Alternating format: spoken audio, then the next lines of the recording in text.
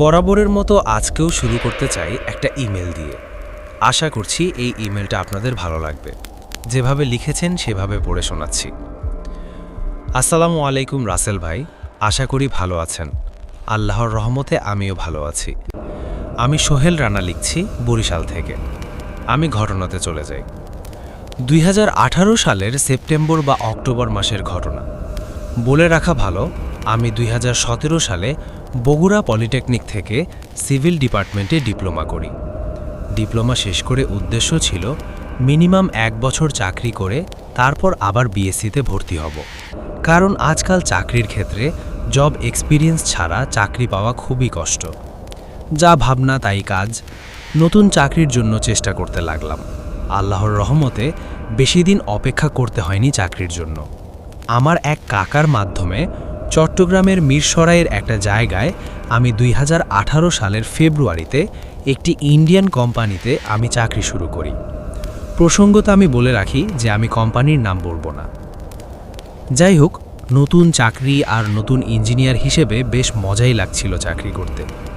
নতুন হিসেবে কাজ বুঝতে একটু সময় লাগছিল। কিছু মাস কাজ করার পর পুরো কাজ যখন আয়ত্ত করে ফেলি, তখন আমাকে কোম্পানির অফিস থেকে পুরো একটা সাইট ইনচার্জ হিসেবে নিয়োগ দিল। আমি নিজেকে ইনচার্জ হিসেবে ভাবতে বেশি ভালোই লাগছিল আমার কাছে। আমার আন্ডারে 2 জন সুপারভাইজার এবং 36 জন লেবার কাজ করত। এত বড় টিম আমি চালাবো ভাবতেই আনন্দ লাগছে। বলে রাখি, আমাদের প্রজেক্টে 24 ঘন্টায় কাজ চলত।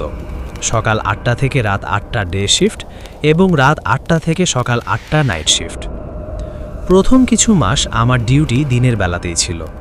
এরপর 3-4 মাস আমার ডিউটি চেঞ্জ করে রাতে দিয়ে দেওয়া হলো। বাধ্য হয়ে রাতের ডিউটি নিতে হলো। প্রথম রাতে একটু সমস্যা হচ্ছিল, পরে সব ঠিক হয়ে যায়। কিন্তু তখন বুঝিনি এই রাতের ডিউটি আমার জীবনে কাল হয়ে আসবে। আমাদের কাজের এরিয়ার বাইরে প্রত্যেক কোম্পানির জন্য আলাদা আলাদা কলোনি আছে। লেবারদের জন্য আলাদা কলোনি আর অফিসারদের জন্য আলাদা কলোনি। তবে দূরত্ব বেশি না, হেঁটে যেতে হয় এবং 4-5 মিনিট সময় লাগে। অফিসার্স কোয়ার্টার বা কলোনি যেটা আছে, সেখানে ইঞ্জিনিয়ার, সুপারভাইজার আর লেবার কলোনিতে ওয়ার্কাররা থাকে। নাইট শিফটে ডিউটি করার সময় রাতে আমাদের অফিসের কলোনিতে রাতের খাবার খেতে যেতে হতো। বলে রাখি, অফিসের কলোনিতে যেতে হলে একটা কাশ বনের ভেতর থেকে যেতে হতো। কাজের তেমন চাপ না থাকলে রাতে আগেই খেতে চলে যেতাম এবং যেদিন একটু চাপ থাকতো সেদিন যেতে একটু রাতই হয়ে যেত। তারিখ ঠিক মনে নেই। সেদিন কাজের চাপ তেমন না থাকায় রাত 9টায় খেতে চলে আসি অফিসার্স কলোনিতে। খাওয়া শেষ করে রুমে ঢুকি রেস্ট নেয়ার জন্য।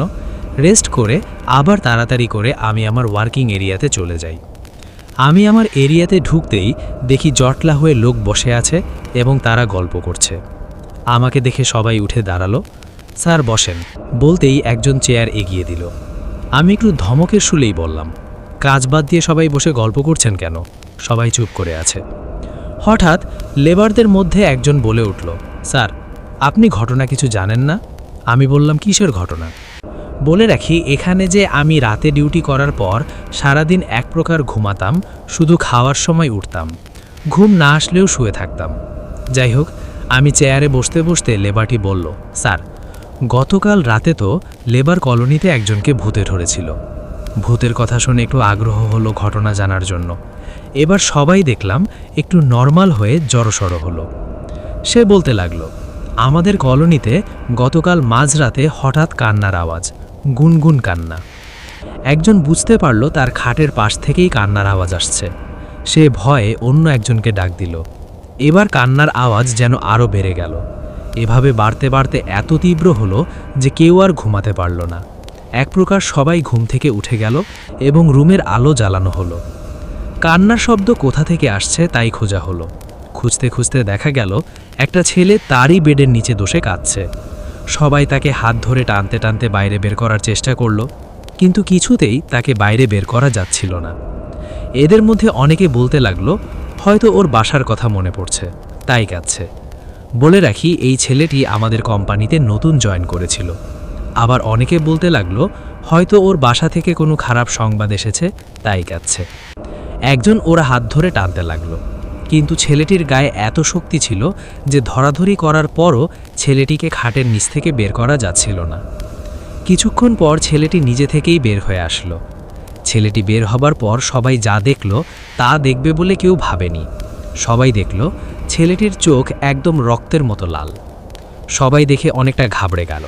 তখন রাত 1:30 বাজে। এত রাতে কোথায় যাবে কি করবে ভেবে না পেয়ে সকালে অথরিটিকে জানানো হবে এই ভেবে রাতে সবাই ঘুমিয়ে পড়ল। ছেলেটির তেমন কোনো সমস্যা হচ্ছে না দেখে সেও ঘুমিয়ে পড়ল। যাই হোক, ঘটনা এখানে শেষ হলে ভালো হতো। ওই রাতে, তখন রাত 3টে হবে, একজন বাথরুমে যাবে বলে উঠল। রুমের আলো জ্বালাতেই দেখল সেই ছেলে কি শূন্যের উপর ভেসে আছে, আর তার বিছানা উল্টাপাল্টা করে সে এটা দেখেই চিৎকার দিয়ে উঠল। সাথে সাথে আবার সবাই জেগে উঠল। উঠে সবাই একই অবস্থা দেখল। যাই হোক, ওই দিন দিনের বেলা ঘটনা ওখানেই শেষ হলো। এসব বলার মাঝখানে দেখলাম একটা লোক দৌড়ে আমাদের দিকে আসছে। এসে হাঁপাতে হাঁপাতে বলছে, স্যার, আমাদের কলোনিটা খুব খারাপ অবস্থা, মানুষজন অতিষ্ঠ হয়ে যাচ্ছে, আর থাকা যাচ্ছে না। আমি বললাম, কি হয়েছে আবার? আজকেও রাতে হঠাৎ কান্নার শব্দ।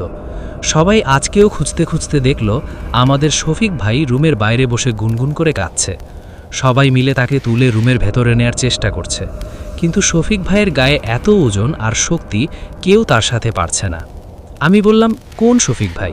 আমাদের হেল্পার শফিক ভাই? সে বলল, জি স্যার। এবার কথা শুনে আমার ভয় ভয় লাগতে শুরু করলো। সবাই মিলে সেখানে গিয়ে দেখি শফিক ভাই রুমের খাটের উপর বসে আছে চোখ বন্ধ করে। আমি একজনকে জিজ্ঞাসা করলাম, কি হয়েছে?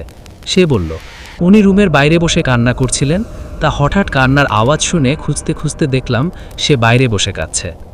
তাকে যেই ধরতে যাচ্ছে তাকেই ধাক্কা মারছে, আর এত জোরে ধাক্কা মারছে যে ছিটকে পড়ে যাচ্ছে। এরপর সে নিজে খাটের উপর বসল, এরপর বসেই আছে।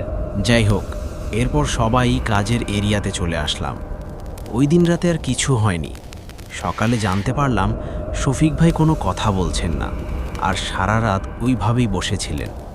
ফজরের পরে তিনি ঘুমিয়েছেন, এখন পর্যন্ত ঘুমিয়েই আছেন। সকালে আমাদের অফিস থেকে দেখতে আসলো।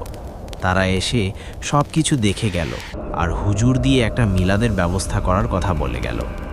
ওই দিন বিটেলে মিলাদ হলো। যাই হোক, পরদিন রাতে আমি আবার ডিউটিতে আসলাম। এসে গল্পে গল্পে এই জায়গার ইতিহাস জানলাম। এখানে এসে বিল ছিল, বিলের পাশে ছিল বিশাল শ্মশান। এই উপজেলার সব হিন্দু লাশ এখানেই পোড়ানো হতো।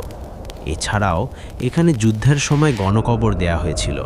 তাছাড়াও এই জমি দখলের জন্য নাকি অনেক মানুষকে মেরে সেখানে কবর দেয়া হয়েছিল।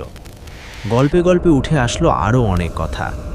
আমাদের এক অপারেটর, ও নাকি দেখেছে একটা মহিলাকে অনেক আগে। সে মেশিন চালাচ্ছিল।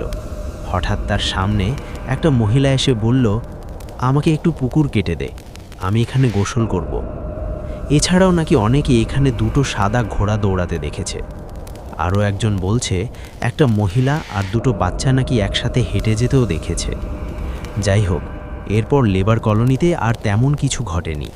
এরপর ঘটলো আমাদের ব্যাচিং প্ল্যান্টে, যেখানে কংক্রিট মিক্সিং হয়। আমাদের ব্যাচিং প্ল্যান্ট সুপারভাইজার রাতে চেয়ারে বসেছিলেন। বসে থাকতে থাকতে তার ঘুম চলে আসে। কখন তিনি ঘুমিয়ে পড়েন। হঠাৎ তিনি ফিল করেন যে কেউ যেন তার পা ধরে টান দিয়েছে। তিনি একরকম চেয়ার থেকে পড়েই গেলেন। এরপর দেখলেন যে তার সামনে থেকে সাদা কাপড় পরা কেউ একজন দৌড়ে চলে গেল। তিনি তাকে প্রায়ই দেখতেন সাদা শাড়ি পরে কেউ যেন হেঁটে যায়। পরের দিন সকালে তিনি চাকরি ছেড়ে দিয়ে চলে গেলেন। এসব শোনার পর আমার ভয় বেড়ে গেল। অনেকক্ষণ অনেক চিন্তা ভাবনা করে আমি বাসায় ফোন দিয়ে বললাম, আমার এখানে এসব হচ্ছে। বাসা থেকে বলল, তোর যদি ভয় লাগে তাহলে ডে শিফটের ডিউটি নে। যা বলা তাই কাজ। আমি পরের দিন অফিসে গিয়ে বললাম, স্যার, আমি নাইট করব না। তারা কোনোভাবেই আমাকে ডেতে দিল না। বললাম, অনেক দিন তো হলো স্যার, এবার ডে ডিউটি দিন। আমি প্রজেক্ট ম্যানেজারকে বললাম, এবং তিনি বললেন যে আর কিছুদিন করেন, এরপর দেব। এই অবস্থায় কেউ নাইট নিতে চাচ্ছে না। পরিবেশ শান্ত হলে অন্য কাউকে আপনার জায়গায় রিপ্লেস করে দেব। যাই হোক, কোনোভাবেই ডেতে ডিউটি নিতে পারলাম না। রাতে খেতে যাওয়া বন্ধ করে দিলাম। এরপর অনেক দিন যাবৎ আর কোনো এরকম ভয়ঙ্কর কিছু শুনিনি। পরে মন থেকে ভয়টা একটু দূর হলো। তারিখ 28 সেপ্টেম্বর। প্রতিদিনের মতো আজও নাইট ডিউটিতে গেলাম। কাজের তেমন কোনো চাপ নেই। আমার খুব মাথা ব্যথা করছিল। স্যারকে ফোন দিয়ে বললাম, স্যার আমার মাথা ব্যথা করছে, আমি আজ যেতে পারবো না। স্যার বলল, সোহেল আজ যেতেই হবে, কারণ আজ সুপারভাইজার দুজন যায়নি, আপনি না গেলে কাজ দেখবে কে? বেশ ধমকের সুরেই বলল, আপনাদের জন্য কি কোম্পানি লস করবে নাকি? আমি রাগ করে বের হয়ে পড়লাম কাজের উদ্দেশ্যে। একটা টেবিলের মাথা নিচু করে শুয়ে আছি। একজন লেবার এসে বলল, কি হয়েছে স্যার, এমন করে শুয়ে আছেন কেন? আমি বললাম, ও কাশেম ভাই, বসেন, আমার খুব মাথা ব্যথা করছে। স্যারকে বললাম, স্যার আমাকে উল্টো ধমক দিল। কাশেম ভাই আমাকে বলল, স্যার আপনি রুমে যে 1 ঘন্টা একটা ঘুম দেন, দেখবেন সব ঠিক হয়ে গেছে, আর এখানে আমি সামলে নেব, যদি কোনো প্রয়োজন হয় আপনাকে জানাবো, আপনি না হয় তখন আসবেন। তার কথা মতো আমি 9:30-এর দিকে রুমে চলে যাচ্ছি। এসে লাইট অফ করে ঘুম দেই। হঠাৎ ফোনের শব্দে ঘুম ভাঙল। কাশেম ভাই ফোন করেছে। ফোন ধরতেই বলল, স্যার ক্লায়েন্ট স্যার এসেছে, আপনাকে খুঁজছে। আমি তাকে বলেছি আপনি অসুস্থ, তবু আপনাকে চাচ্ছে, আপনি একটু আসলে ভালো হতো। আমি আসছি বলে ফোন কেটে দিলাম। ফোনের দিকে তাকিয়ে দেখি রাত 1:36। বাইরে ঝিরিঝিরি বৃষ্টি পড়ছে। কোম্পানির দেয়া নতুন রেনকোটটা গায়ে লাগিয়ে বের হয়ে পড়লাম। তখন আমার মাথায় ভূত প্রেতের কোনো চিন্তাই ছিল না। ফোনে টর্চ জ্বালিয়ে কাশবনের মাঝে দিয়ে যাচ্ছি। যখন কাশবনের ঠিক মাঝে পৌঁছালাম, তখন কেমন যেন ভয় লাগতে শুরু করলো, আর আগের কথাগুলো মনে পড়তে লাগলো। সূরা পড়তে পড়তে আমি এগিয়ে যাচ্ছি। দূরে দেখা যাচ্ছে কেউ একজন হেঁটে যাচ্ছে। আমি ভাবলাম হয়তো কোনো লেবার হবে। মনের সাহস নিয়ে আমি আরও দ্রুত হেঁটে গেলাম, উদ্দেশ্য ওই লোকটাকে ধরা, ওনার সাথে একসাথে কাশবন পার হব। কিন্তু কাছে যেতেই বোঝা যাচ্ছে একটা সাদা শাড়ি পরা মহিলা। আমি ভাবলাম, মহিলা আসবে কোথা থেকে, এখানে তো কোনো মহিলা কাজ করে না।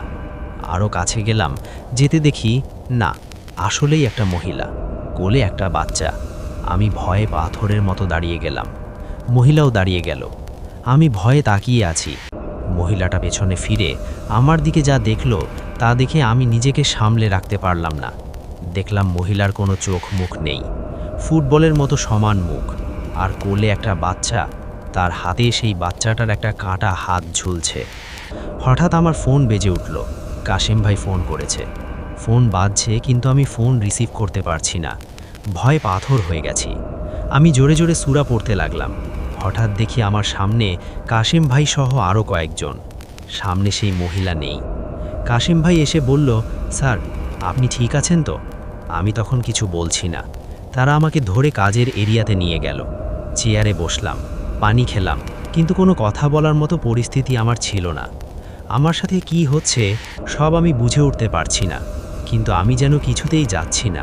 কেউ আমাকে জোর করে করাচ্ছে, এবং চেষ্টা করেও কথা বলতে পারছি না। কাশিম ভাই বলল, আমি স্যারকে ফোন দিলাম আসার জন্য। স্যার বলল আমি আসছি। এরপর একজন হুজুর আমাকে বলল, আপনি এগিয়ে যান, আপনার স্যার ভয় পেয়ে কাশবনের মাঝে দাঁড়িয়ে গেছে। এই শুনে আমি স্যারকে ফোন দিলাম, কিন্তু ধরেননি। তাই আমি দৌড়ে এসে দেখি সত্যি সত্যি আপনি দাঁড়িয়ে আছেন। আমি জানি না ওই লোকটাকে। ওনার কথা মতো আমি কিছু না ভেবেই দৌড়ে চলে এসেছি। আমি একটু স্বাভাবিক হলাম। এরপর ঘটনার প্রায় 1 থেকে 1.5 ঘন্টা পর আরও খারাপ ঘটনা।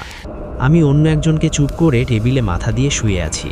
কাশেম ভাই আমাকে দেখার জন্য আমার সাথে দিয়েছিল। হঠাৎ আমি টেবিলের চেয়ার ফেলে দিয়ে আমার সামনে বসা লোকটিকে কামড় দেওয়ার জন্য এগিয়ে গেলাম। আমার সামনে বসা লোকটি আমাকে কোনোভাবে আটকে রাখতে পারছে না। তার কথা মতো আমার গায়ে এত শক্তি ছিল যে কোনো সাধারণ মানুষের গায়ে এত জোর থাকে না। এসব দেখে বেশ কয়েকজন এসে আমাকে ধরতে চাইল। আমাকে 3-4 জন মিলেও ধরতে পারছিল না। এই ঘটনাটুকু আমি কাশেম ভাইয়ের কাছ থেকে জেনেছি, কারণ এই সময় কি হয়েছিল তা আমি জানি না। পরদিন সকালে আমাকে এগুলো বলা হয়েছিল। এর পরের দিন আমি ডিউটিতে যাইনি। এই ঘটনা ঘটার 2 দিন পর আমি চাকরি ছেড়ে চলে আসি। কোম্পানি আমাকে ছাড়তে চাচ্ছিল না। যে কোনোভাবে হোক আমি সেখানে রিজাইন লেটার দিয়ে আমি সেখান থেকে চলে আসি। এরপরে সেখানে খোঁজ নিয়ে জানতে পারি যে খাটের নিচে বসে যে ছেলেটা কান্না করছিল, তার সাথেই নাকি এই খারাপ জিন ছিল।